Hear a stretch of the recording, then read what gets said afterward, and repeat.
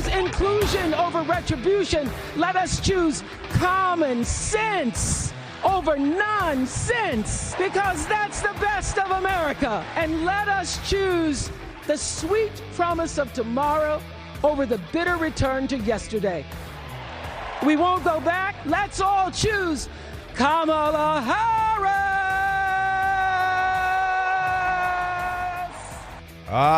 Orca last night at the Democratic National Convention, being a billionaire, letting her billionaire voice be heard. J.B. Pritzker, the billionaire, was sitting in the skybox with Hillary Clinton and Chelsea Clinton. They despise money in politics unless it's money for them. They like money. Other people's money, preferably. So much easier than earning your own money. Now, I just made mention of a gift, a clever and thoughtful, fantastical gift that we received here at the radio station, and I got it yesterday. That doesn't mean it arrived yesterday. Our radio station, sometimes things, well, get lost for a little while here, but a fun one that I wanted to share with you, and I have it in my hand right now. Got to grab it right now. I have it in my hand right now. It's right in front of me. And it is the famous Magic 8 Ball, the famous Magic 8 Ball.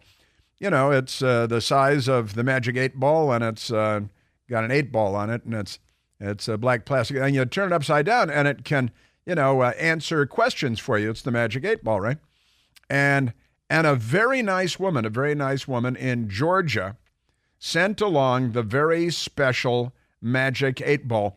And I don't have clearance to use her whole name, but I'm going to use her first name. Her first name is Chelsea, definitely not Clinton, definitely not Chelsea Clinton, to be certain. And I will hold off on the last name because I need express written consent from the NFL in order to do that on the radio and everything. From Dacula, Georgia, and it's an amazing gift, and I want to share it with you because Chelsea and Dacula, Georgia, sent me the thing. Dacula, Georgia is a portmanteau, a combination of Decatur and Atlanta, Georgia. Dacula, it's a fun name for a town. It's spelled Dracula without the R, and Dacula, Georgia. And Chelsea sent this Magic 8 Ball. Now, it's not just a regular off-the-shelf Magic 8 Ball, because Chelsea, I think she might be magic. I think she could be a magic person. I don't know for sure. But when you turn the Magic 8 Ball upside down and the blue triangle floats up to the top and you can read it, it's not your usual signs point to yes and stuff. It has other things. And let me start by playing this audio of my own voice that Michael Piercy was able to find. I couldn't believe this. But it was July 11th of last year of 2023, and I was making a prediction that Joe Biden would not be the nominee for the Democrat Party come Election Day 2024. I'm here to tell you that Joe Biden is out. Joe Biden is not going to be the Democrat nominee next year for the presidency of the United States. The Magic 8 Ball would tell you all signs point to Chris is right. So I said, I don't even remember saying that. Michael Piercy remembered my saying that for whatever reason, and he remembered the date, which is crazy, 7/11 of 2023, and I predicted, and it was not the first time I'd said that he was not going to be the guy, but I kind of made it official, and I said that the Magic 8 Ball says. Now, maybe that's where Chelsea from Dacula, Georgia got the idea from that moment. I don't know. But when you turn the Magic 8 Ball upside down, I have it right here in front of me now, and this blue triangle says, all signs point to Chris is right.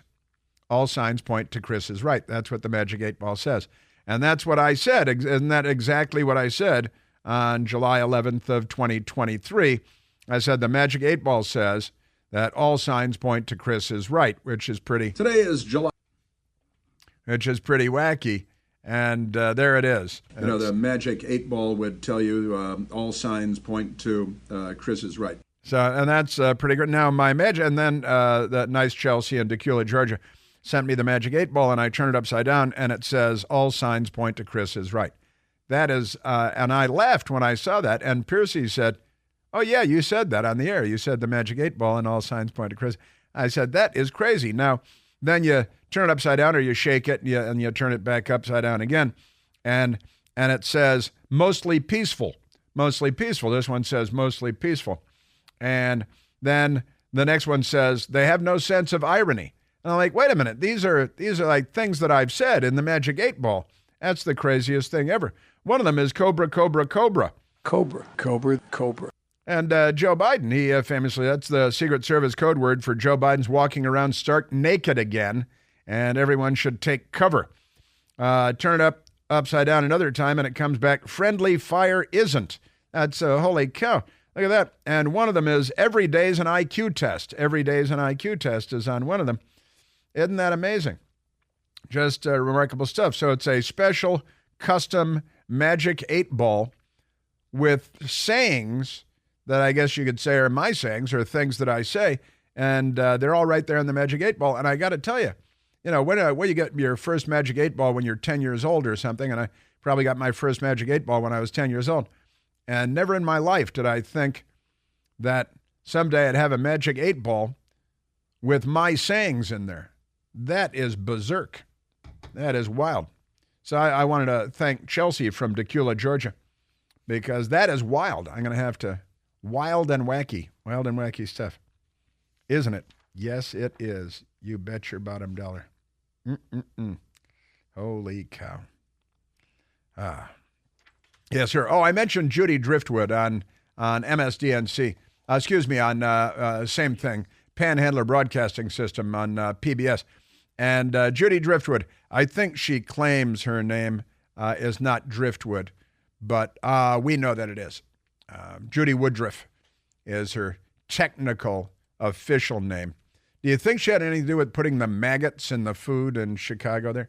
But Judy Driftwood, Judy Woodruff, found herself in a little bit of hot water yesterday because she made up a fantastical lie, just a huge lie, gigantic. And it's making some news, not in the Washington Post or the New York Times, because they're as filthy as the Panhandler Broadcasting System. And Judy Driftwood should, of course, be first suspended without pay and then fired from her, no doubt, 7-figure contract at PBS, the Panhandler Broadcasting System. But here she was yesterday on the Panhandler Broadcasting System, and she made up an amazing lie. The New York Post has the story. PBS's Judy Woodruff, a.k.a. Judy Driftwood, apologizes for falsely telling live audience Trump tried to talk Israel out of ceasefire deal. Now, here's Judy Driftwood on the Panhandler Broadcasting System, live on TV with a panel of wankers, none of whom stepped up to say, Judy, I haven't seen that reporting. I don't think there's any such reporting, since there's no such reporting. Judy Driftwood. The reporting is that former President Trump is on the phone with the Prime Minister of Israel, urging him not to cut a deal right now because it's believed that would help the Harris campaign. So I don't know where that, I don't know, who knows whether that will come about or not. But I have to think that the Harris campaign would like for President Biden to do what presidents do, which is work on that one. Yeah. Now, there was no such conversation. That is a complete fabrication. The Trump campaign launched on her, and rightly so. The New York Post has the story with the headline, PBS's Judy Woodruff apologizes for falsely telling live audience Trump tried to talk Israel out of ceasefire deal. Now, it's completely irrational, but this is the mental illness, the Trump derangement syndrome, that our news media suffers from and enjoys so very much. Now, there are 8 Americans still being held hostage. It's not known whether they've murdered them all and tortured them to death, because the savages, even though the Democrat Party is on their side, are brutal murderers. And again, Israel just found the bodies of 6 hostages in a tunnel about, less than a week ago, I believe. 6 Israelis. The oldest was 80 years old. I think the youngest 35 years old, murdered by the savages. The New York Post has a PBS senior correspondent apologized Wednesday after falsely telling her audience that former President Donald Trump had tried to talk Israel out of a ceasefire amid its ongoing war in Gaza and holding hostages and everything.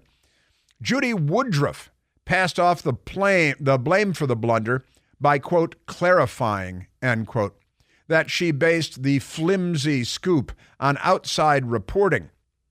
She had read before broadcasting from the Democratic National Convention in Chicago on Monday. She said, the reporting is, if you're going to make a claim like this, like you're trying to scuttle a peace deal in the Middle East, in the middle of a war where more than 100 hostages are being held, including apparently 8 Americans, and you're saying that the former president of the United States, who's running for president again, is doing everything he can to torpedo a peace deal out of a sense of political self-serving, aggrandizement to help his own campaign.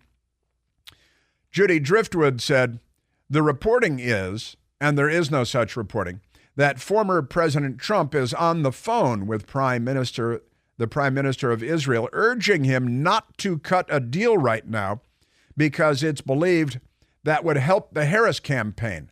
Now, that is a vicious, slanderous, corrupt lie that was reported nowhere.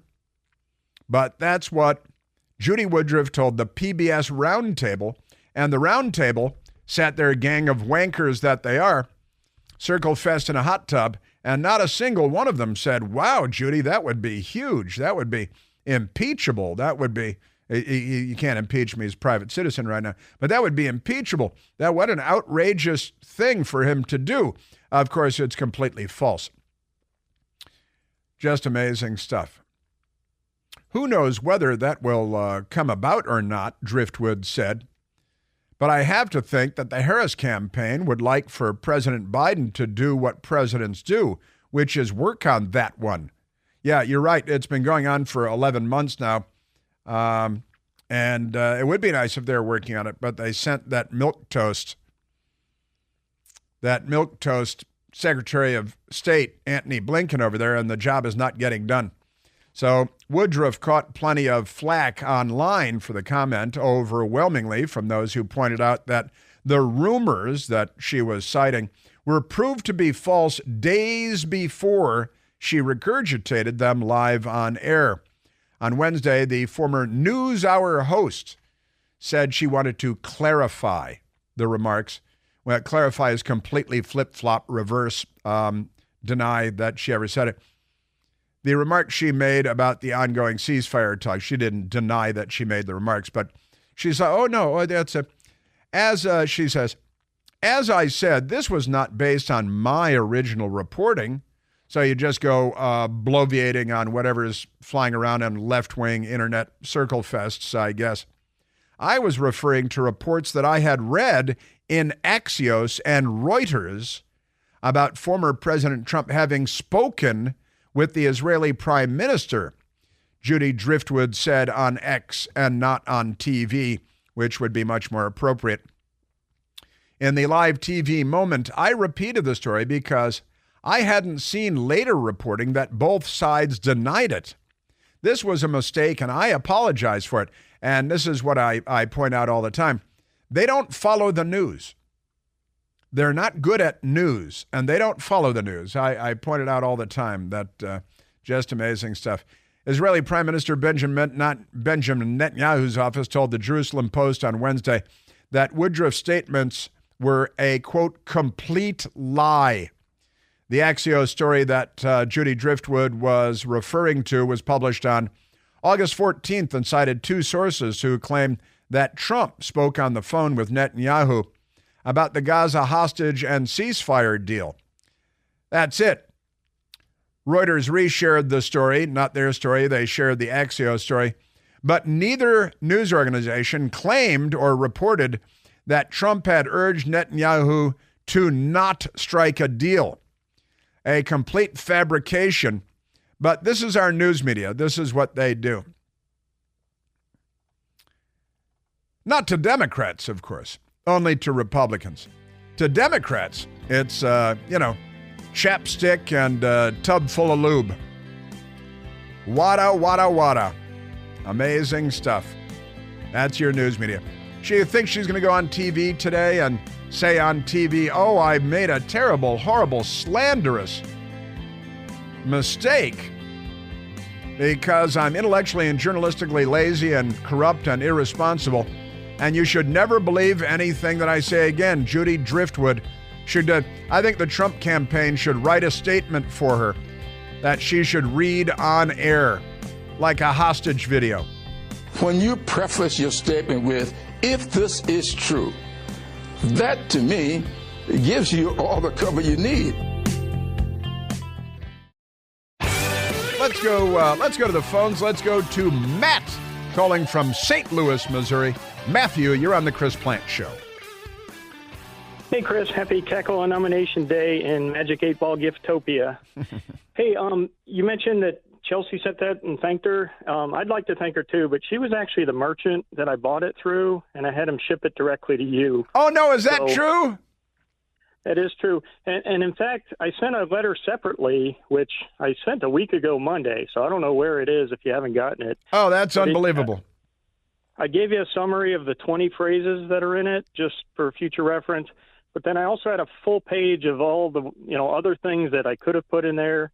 And since then, I've come up with like 12 more if you want to hear any of the other things that didn't make the cut. But, well, let me just pause here because that's wild. That was the name on the packaging, of course. But now I know that you, Matt in St. Louis, contacted Chelsea in Georgia for the Magic 8-Ball. So it's you. She's an Etsy merchant. Yep. It's you I should be thanking. Well, no thanks required, but I do want to thank her. It sounds like she did a great job putting it together. So definitely did. I'm going to search high and low for your letter, Matt, because there was no note with it, no in the packaging, but that's because you sent it separately, and I'm going to hunt. I'm going to stalk your letter because I need to learn more and know more. Thank you for the Magic 8-Ball, Matt.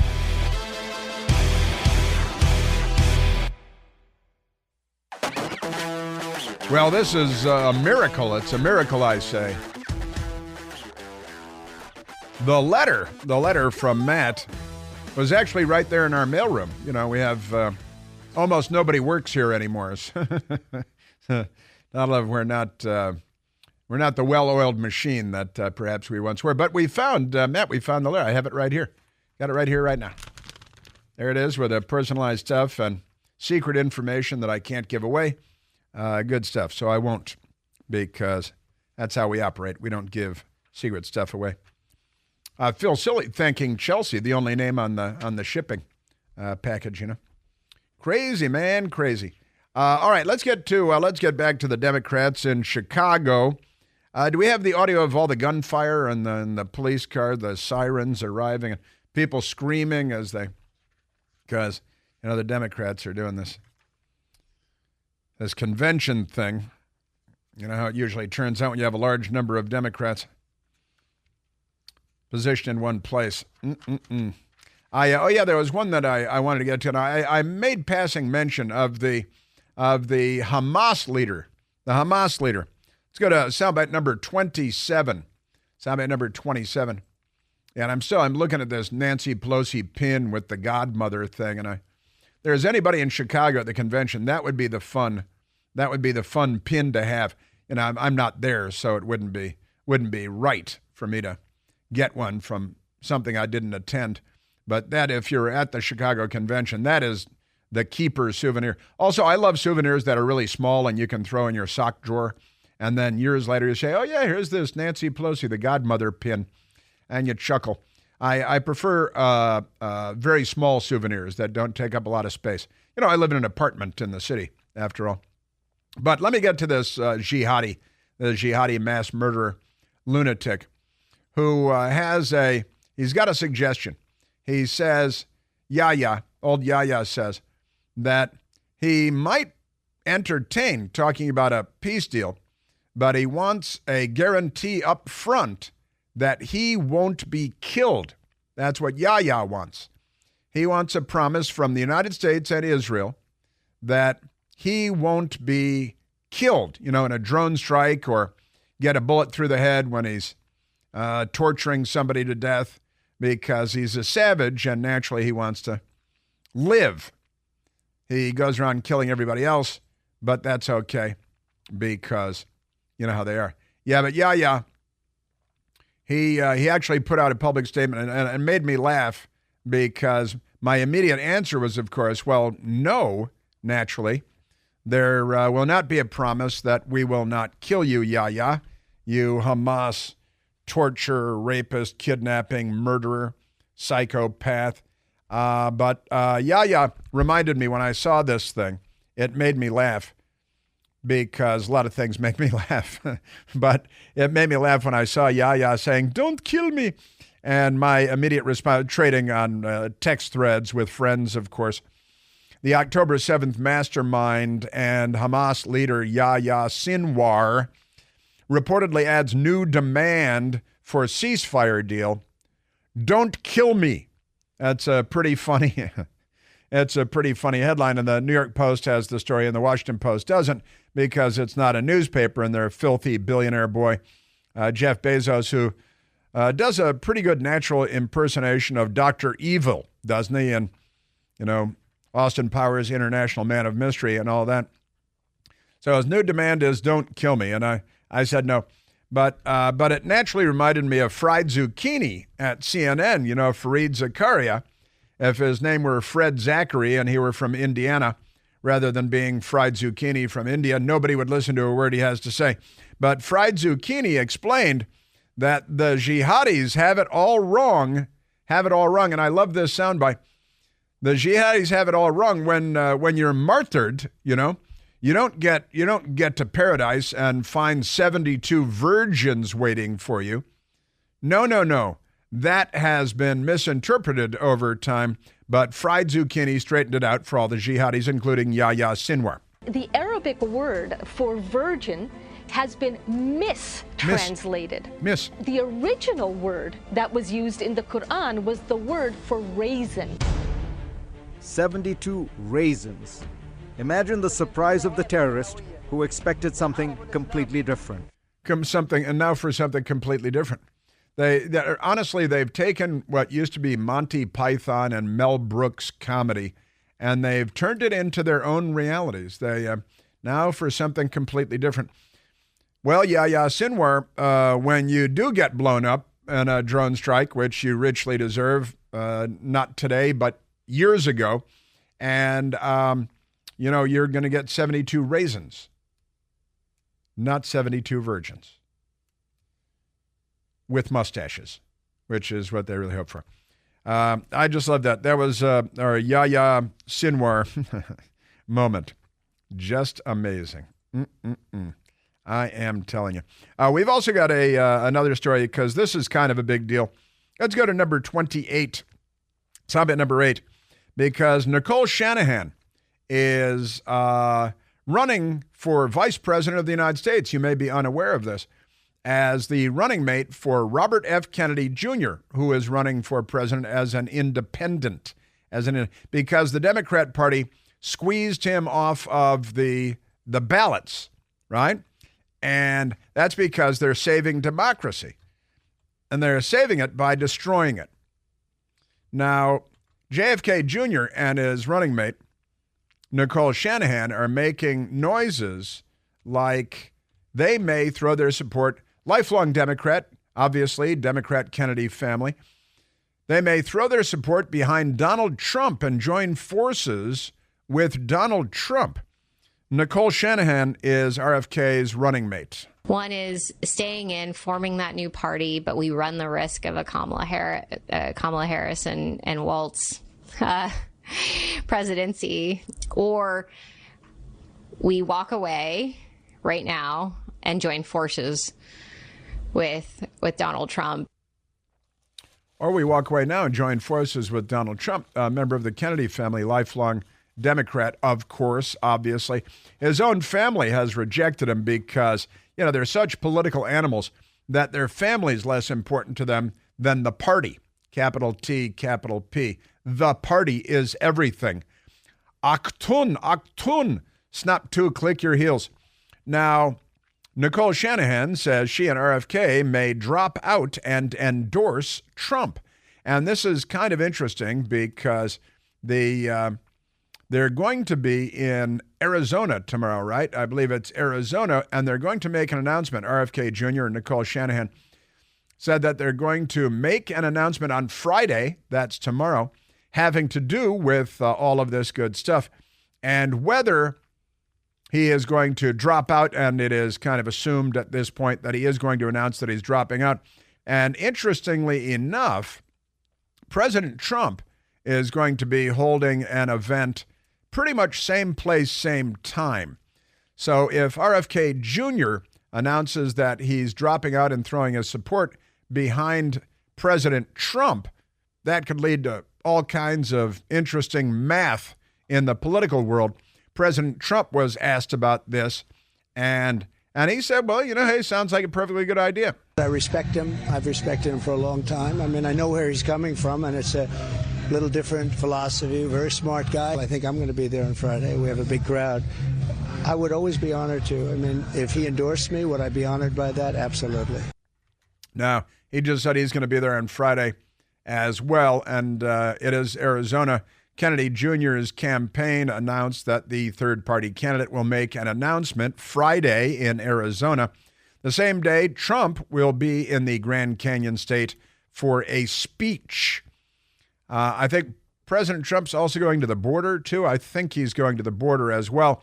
Kamala has still not been there, and she doesn't have to go.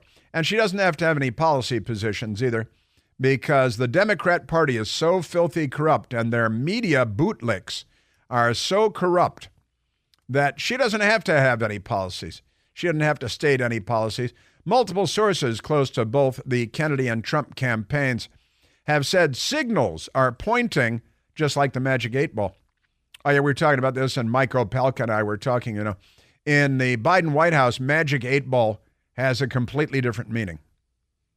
Because Hunter Biden is in and out of there, and they found that cocaine and near the entrance in the White House there.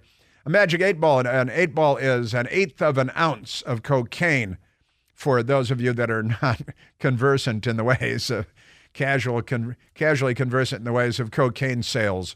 8 Ball is 1/8 of an ounce of cocaine, and Hunter Biden would buy. He wouldn't buy a gram at a time. He'd certainly get no less than an 8 ball, 1/8 of an ounce at a time. So multiple sources close to both Kennedy and Trump's campaigns have said signals are pointing toward the independent candidate announcing he is ending his candidacy and endorsing Trump, but they cautioned that nothing is finalized. That's because he's still a member of the Kennedy family, and that means, what does that mean? That means it's a shakedown, that he wants something in return, right? Maybe a position in the government, Secretary of Vaccines or something like that. Now, I just pulled out the Magic 8 Ball because the story says signs are pointing to, right? And I turned the Magic 8 Ball upside down, and you know what it says? Work-free drug place. Work-free drug place. I just did it once, and there it is. So I'm talking about Hunter Biden and the 8 Ball, and the first thing that pops up from the Magic 8 Ball is work-free drug place. That's pretty good, which is a sign that we have on the wall next to me right now, the work-free drug place sign. So Kennedy, Robert F. Kennedy Jr., 70 years old, has struggled to maintain traction in the race. They always have to bring race into it, don't they? Although his polling has peaked in the double digits, he has dropped into the low single digits in the race that is now between Trump and Vice President Harris, the Democratic nominee. That's the Hill typing on behalf of the Democrat Party that I'm reading from there. However, the Hill didn't get very deeply into it. I looked at other polling information, and there are some kind of interesting polls. The New York Times took a poll, and it's a New York Times Siena College poll. Swing state voters currently for RFK Jr. in Michigan, Pennsylvania, and Wisconsin would back Trump over Harris. 41% of RFK voters said they would back Trump, and only 27% of RFK Jr. voters said they would, in fact, back Harris and vote for Harris. So it could be, particularly in key swing states where, everything is down to like 12 votes in Madison, Wisconsin, and the presidency rests on that. Yes, sir. So this is scheduled to happen tomorrow. What RFK wants in exchange, there were stories that RFK went to Kamala and asked for a cabinet position in exchange for throwing his support behind her. And she told him to go beep himself because, Democrats. And speaking of go beep yourself, let's go to Barack Obama's wingman. Remember, he was Attorney General for Barack Obama, and he proudly declared that he's Barack Obama's wingman, and the news media loved that.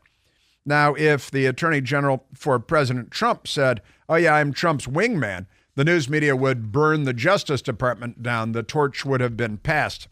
Pretty amazing stuff, I gotta say.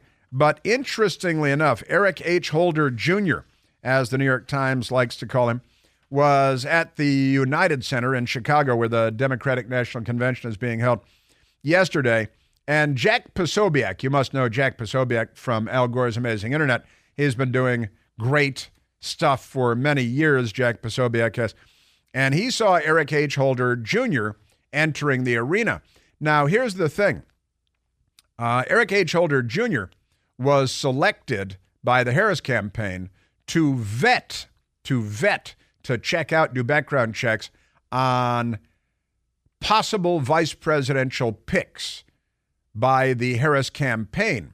And so Jack Posobiec wanted to ask Eric H. Holder Jr., the former Attorney General of the United States, Barack Obama's wingman, senior administration official, wanted to say, hey, did you vet Tim Walz from Minnesota and his military service and his claim that he retired as Command Sergeant Major and that he served in combat? And did you vet that? And you'll never guess what Eric Holder said to Jack Posobiec. Excuse me, H.E. Holder, why didn't you vet Tim Walz? Why didn't you vet Tim Walz? What about his stolen valor? Why are you hurting me? What about stolen valor? Why didn't you vet him for stolen valor, H.E. Holder? Excuse me. You're a fool, okay? Why did he lie? Why did he lie about deploying to Iraq, H.E. Holder?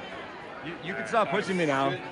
Now, that's Jack Posobiec being pushed by thugs, by like Soviet-style, German, old-school style thugs, big dudes following Eric Holder around. He's got armed security following him around. He's a former attorney general. He's a private citizen, but he's got these people following him around. And what Eric Holder said was, beep you, beep you. Why didn't you vet Tim Walz? Eric Holder, it was the F word, and the attorney general sneered, looked like an arrogant Soviet-style thug, looked like he had doing his best Lavrenti Beria, KGB chief face, his grimace, and he says, beep you, F you, to Jack Posobiec, who's got a press badge, got a press pass on, and Eric Holder doesn't know who he is. He does, bet you $100 he doesn't recognize, at least $1, that he doesn't recognize Jack Posobiec. He doesn't know who he is. But someone with a press badge asks about vetting the vice presidential running mate, which he was tasked with doing. The Reuters news agency, former Attorney General Holder to vet Harris's potential running mates. That was back on July 22nd. So a perfectly legitimate question. And his response, like the arrogant goon that he is, Obama's wingman, like the commies that they are, is F you to the guy wearing the press badge, asking him a question, and then the thugs shoved him around a little bit. Jack Posobiec, and great stuff on the internet. And that's what thugs do. That's what third world banana republics do. That's what the Democratic Party does. The Democratic Party isn't. I'm happy. I'm still enjoying what I'm doing. There's still work to be done. I'm still a president's wingman, so I'm there with my boy.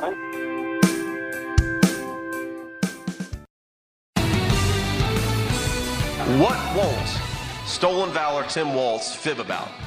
In fact, I believe at his next speech, he's probably going to say he survived an assassination attempt in Pennsylvania. I think that's what Tim Walz is going to claim next time. J.D. Vance taking shots at Tim Walz. You know, he claimed that he served in a combat zone. He said, hey, I went to Iraq. No, J.D. Vance went to Iraq as a Marine. Tim Walz dropped out of the Army National Guard when his unit was deploying to Iraq. But that's okay with the news media. He's still a musky, masculine man. Also, J.D. Vance mocked Tim Walz, saying, hey, he went to Chicago for the convention. Now he's finally served in a combat zone. My little theory about why they decided to have the convention in Chicago is, Tim Walz has been going around saying that he served in war, and maybe they did it in Chicago so that he could actually accurately say that he visited a combat zone. I think that's pretty much right. The news media people on CNN and on MSDNC, Joyless Reed and Dana Bash, they thought that Tim Walz was musky and masculine, and they could smell his manliness. What's really been fascinating is to watch the men of the Democratic Party model a kind of masculinity that is simply 21st century masculinity. That's women. It's okay in 2024 to be a man comfortable in his own skin. And your women's skin. And that's something that they really are trying to work on. Yeah, and to steal luggage at airports and dress in ladies' clothes. Isn't that amazing? Bill Clinton's pretty musky and masculine, too. He was there.